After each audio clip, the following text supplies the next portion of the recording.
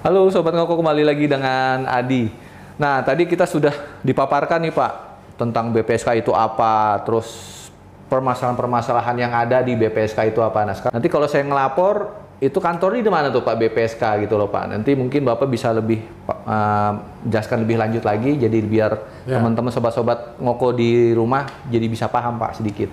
Ya, Silakan, jadi Pak. untuk Jabodetabek ya, Jabodetabek itu sudah ada beberapa pemerintah kota yang sudah ada BPSK-nya ya.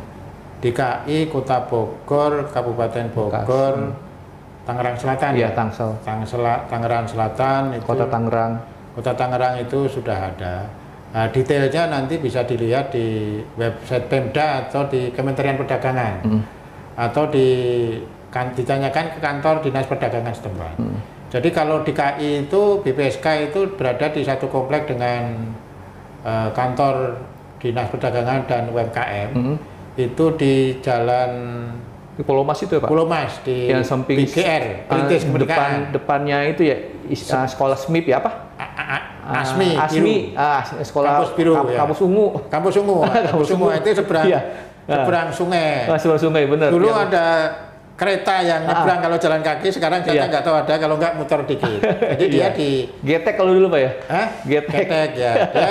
Dia di Komplek Dinas Perdagangan, posisinya sebelah barat Metrologi. Oke, metrologi yang suka ini ya, yang apa kalau lagi Tera.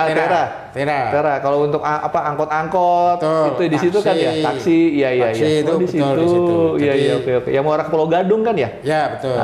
Jadi lokasinya di Jakarta mana ya? Timur ya? Dia timur, masih timur itu Pulau Gadung. Timur. Cuman perbatasan ke utara dia. Jadi timur. Memang sekarang itu kan berdasarkan peraturan pemerintah di bawah undang-undang Pemda itu kan urusan pelindungan konsumen itu kan di bawah provinsi. Oh, provinsi. Bukan di pemerintah kota kabupaten.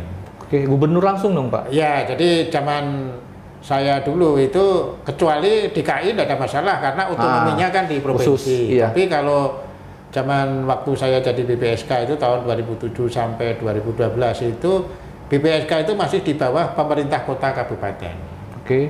Jadi tapi sekarang dengan adanya peraturan pemerintah yang baru itu sudah diambil provinsi. Nah, memang paling gampang itu kalau ada penyelesaian sengketa melalui mediasi, kesepakatan. Kesepakatan itu potensi adanya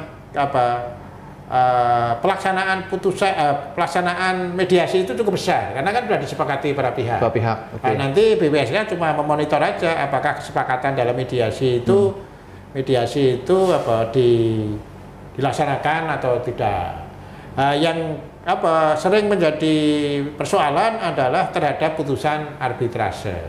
Nah, putusan arbitrase itu kan ya tadi di satu sisi undang-undang menyatakan bahwa putusan BPSK itu final dan mengikat, tapi di pasal lain itu memberi ruang para pihak untuk mengajukan keberatan ke pengadilan negeri terhadap putusan arbitrase.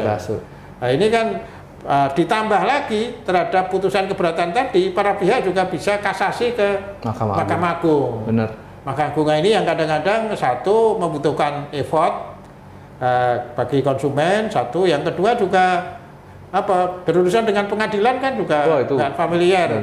Sama tadi waktu biaya segala walaupun macam. Di undang-undang disebutkan keberatan 21 hari, benar. Terus kasasi 21 hari, tapi dalam praktek itu waktu itu sulit dipenuhi dan juga nggak realistis sebenarnya. Jadi itu yang jadi kasus yang pernah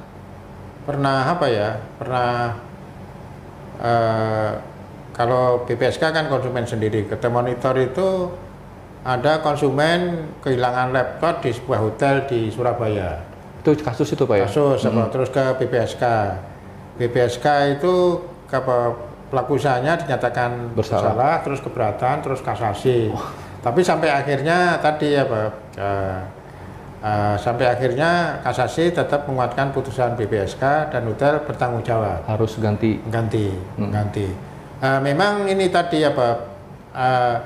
terhadap putusan BPSK itu kan kalau sudah final atau tidak final pelaku usaha itu melaksanakan putusan sukarela itu tidak ada masalah, jadi gampang kan. Cuma dalam banyak kasus itu kan bagaimana kalau pelaku usaha tidak mau melaksanakan putusan BPSK secara sukarela. Nah, ini kan juga mekanismenya itu kan harus ini ya, harus minta kayak fiat eksekusi ke pengadilan. Nah, lagi-lagi ini juga bagi konsumen sebenarnya ada persoalan di sini. Ini BPSK ini masuk ranah pengadilan, kuasi pengadilan atau di luar pengadilan kan gitu loh.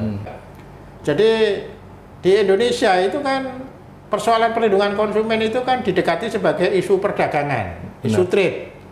Makanya kementerian yang sebagai leading sektornya kan Kementerian Perdagangan. Sementara Undang-Undang Perlindungan Konsumen kita itu juga mengatur isu legal. BPSK itu sebenarnya isu legal sebenarnya. Isu legal.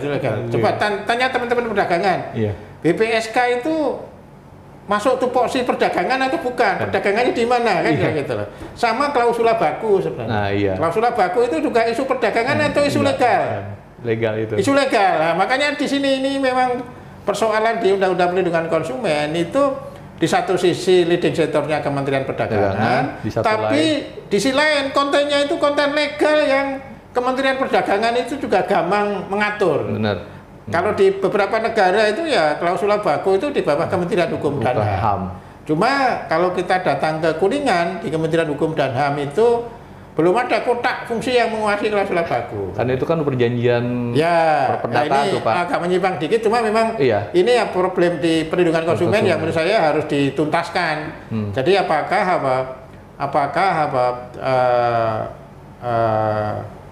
BPSK itu masuk bagian dari sistem peradilan, atau kuasi peradilan, atau di luar peradilan kan kira-kira gitu. Benar. Sehingga clear nanti aturan pelaksanaannya itu siapa yang bikin, Kementerian Perdagangan atau Mahkamah Agung kan kira-kira. Ya, mekanismenya sama di pengadilan negeri. Jadi kayak memberikan peringatan dulu. Peringatan dulu, terus ketika peringatan juga nggak melaksanakan putusan, kalau bisa diidentifikasi asetnya, bisa mengajukan sita jaminan. Cuma yang menjadi catatan itu adalah nilai sengketa di BPSK itu kadang-kadang kecil, sehingga kalau harus mengajukan misalnya seperti apa sih Pak? Contohnya seperti apa tuh Pak? Kalau dibilang kecil itu nilainya? Ya kecil itu dalam pengertian begini ya, misalnya kayak pembatalan tiket kita minta refund.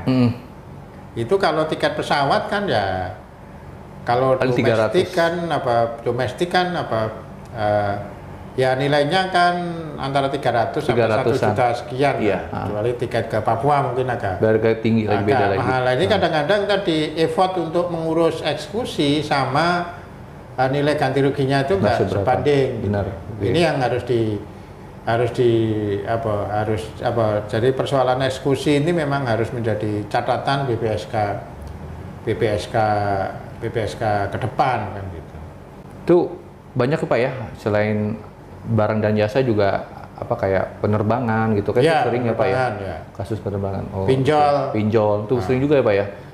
Oke. Nah, jadi apapun tentang jasa, tentang barang jasa, itu bisa perumahan tuh. Jadi bisa ya Pak ya, kita ngadu ke BPSK. Mudah-mudahan aja dari konsumen di luar nih, Sobat Moko, kan sama ini bingung gitu Pak. Biar ada manfaatnya lah kita ngobrol diskusi seperti ini. Gitu aja Pak. Cukup. Semoga informasi kita ini bermanfaat buat orang lain, nanti jadi bisa nambah lah pengetahuan masyarakat nih.